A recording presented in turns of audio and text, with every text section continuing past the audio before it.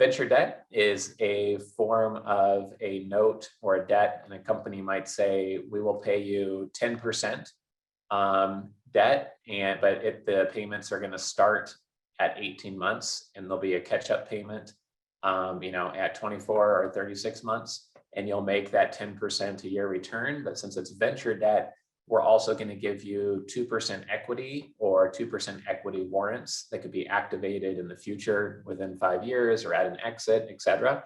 And the benefit of doing this to an investor is that if somebody has $1 million a year in revenue and they can afford to pay that 9% venture debt, and that a bank, it'd be a struggle and tons of paperwork for them to get 7% bank debt, and you can give them a 9% loan as an investor plus get a couple points equity, you're getting your money back in the very first month. So let's say that the company fails.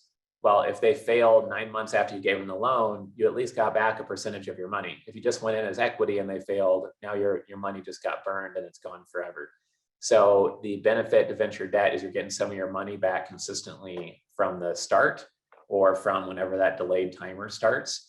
And you typically get some equity or equity warrants kicker as a reward for fulfilling their debt need for an early stage company. Obviously, companies with under $1 million in revenue, harder to do this and more risky. Companies with several million in revenue, it gets easier, you might get less equity.